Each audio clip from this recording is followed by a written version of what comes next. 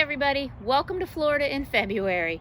Yesterday, freezing cold, super windy. Today, beautiful, sunshine is out, perfect day. So we brought our video outside today. Just want to talk to you guys a little bit about consistency. I actually came out here to work on the blog for the website and thought it's too nice of a day and things were rattling around in my head. So I figured we'd give it a shot at doing a video blog or a vlog. So my topic today kind of is consistency. Not kind of is, it is consistency. Are you consistently content in what you have and what you're doing in the gym and in your fitness and in your nutrition? If that's where you're at, that's okay. But most of us fall in that category and still complain about it. Example, I come to the gym 3 times a week and I work out hard and I do this and I do my cardio and I'm not seeing any results. That's great that you go to the gym 3 times a week and that you're consistent in that and in your commitment to the gym. But when you're there those 3 days a week, are you doing 20 minutes on the treadmill next to your buddy, talking about last night's football game or what you have to do today? So maybe your speed's at 3.0, you're not breaking a sweat, you're not putting yourself in a calorie deficit. Are you using the machines? 3 sets of 12, I'm good, I'm out of here. That's good, you're consistent. But your workout routine has become content. So until you change that routine and change what you do, you're not going to see the results that you want. We all know we are a society of, I want it here, I want it now, I want quick changes. And it doesn't work that way. Same thing with nutrition. Cannot tell you over the years how many diets and how many fads we have seen come and go. And I will tell my clients, if they want to try keto, try keto. You want to try intermittent fasting? Great, try intermittent fasting. You want to try the latest, greatest, multi-level marketing program that sells you shakes and supplements, and we promise you're going to lose 10 pounds of body fat in 7 days. It can't be done. You cannot lose 10 pounds of fat in 7 days. You didn't gain 10 pounds of fat in 7 days. But if you want to try it, more power to you. You know when that program is going to work for you. You know when keto works for you.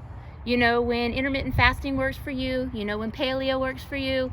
It works for you when you decide to be consistent. Not consistent for a day, not consistent for a week, but consistent for at least 2 months, 3 months. Give it a chance to work. When I say to my clients, log your food. I hate logging my food. I don't want to log my food. Unfortunately, sometimes that's the only way we can see what you eat and try to help you figure out where you're going wrong. When you do intermittent fasting, when you do paleo, when you do any of this other stuff, it does base on calorie count. Might not necessarily base on macros like some programs do, but it does base on calorie count. So if you're not counting your calories or you're not logging your food to see where your calories are come from, that program might not work for you. If you're not consistent in what you do and how you treat it, it will not work. You can be consistently content. You can be happy with where you're at. You can go to the gym 5 days a week. You can run 3 miles every day and be happy with that because you're living a good life. You're healthy. You feel good. You do what you want to do. You go where you want to go. You don't have problems getting up or getting down or grabbing something off the shelf or chasing the kids or chasing the grandkids. And that's great.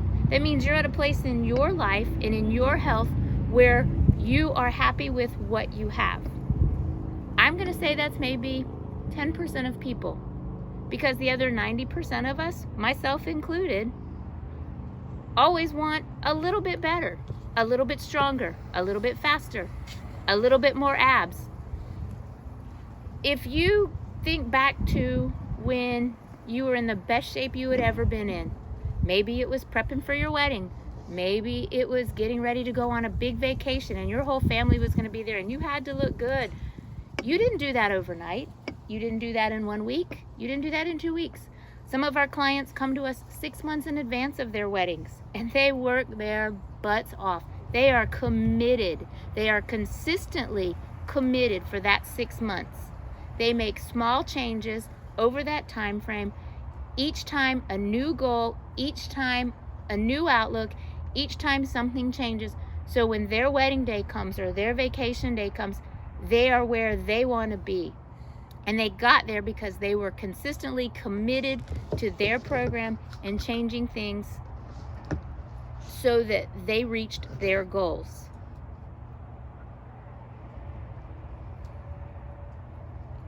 What I'm trying to say is there's so much out there and there's so many things. All of a sudden we're all gluten-free. Clients tell me all the time, I can't have carbs. I'm gluten intolerant. I can't eat gluten. What they don't understand is it has nothing to do with gluten. You would know if you're a gluten intolerant. You will know if you have a celiac disease or celiac problem when you eat and your stomach bloats and you get sick or you physically are ill. If you cut the gluten and all of a sudden feel like, oh, I gotta be gluten-free. What happened is you cut out processed foods. You cut out processed items. Therefore, you cut out the crap. And you probably went to eating whole foods. You're still getting the same amount of carbohydrates if you're eating sweet potatoes, regular potatoes, oatmeal, if you're eating a good carb source. Or if you decided it's time to watch what I'm eating, so I'm cutting my calories and I'm doing this, or I'm going to log my food, or I'm going to track my food. Whatever works best. There's so many fads out there. There's so many ways of life. And some of them work great. Some of them work great for us and we can keep it up and we can continue it. But the one consistent thing that we can do is just eat right. We don't have to follow paleo, keto, Atkins, this, that. What we have to do is just look at what we're eating, look at what we're putting in our body.